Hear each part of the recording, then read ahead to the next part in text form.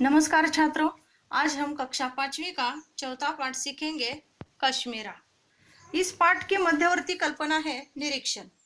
आपको अच्छे तरीके से इस पाठ का निरीक्षण करने आना चाहिए, यही इसकी विशेषता है। इस पाठ में दो कश्मीरी युवतियों का चित्र दिया है। यहाँ दो ये कश्मीरी युवतियां हैं।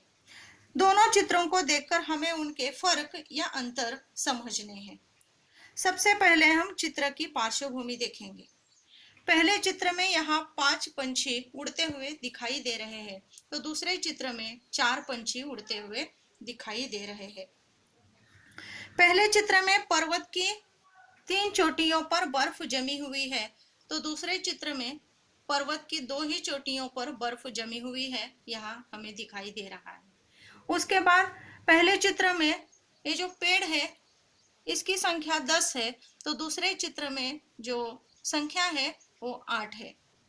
उसके बाद इस कश्मीरी युवती ने अपने हाथ में एक चप्पू पकड़ा हुआ है।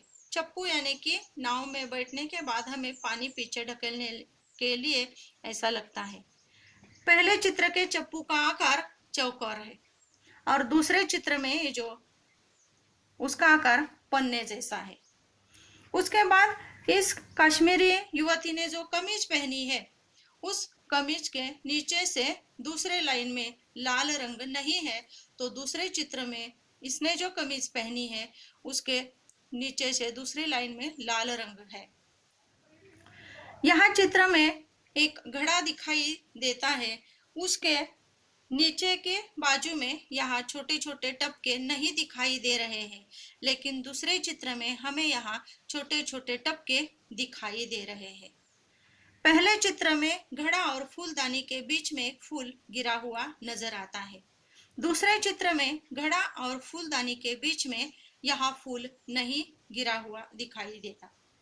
पहले चित्र में ये जो कश्मीरी युवती है उसने अपने हाथ में कंगन पहना हुआ है। दूसरे चित्र के युवती ने अपने हाथ में कंगन नहीं पहना हुआ है। पहले चित्र के युवती के चप्पू पकड़े हाथ के नीचे यहाँ पल्लू नहीं आया हुआ है और दूसरे चित्र के युवती ने जो चप्पू पकड़ा है उसके हाथ के नीचे यहाँ पल्लू आया हुआ है।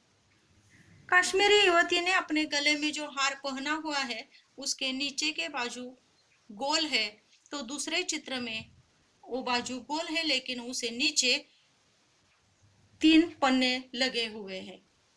इसी तरह कश्मीरा इस पाठ से हमने 10 फर्क समझ लिए हैं। धन्यवाद।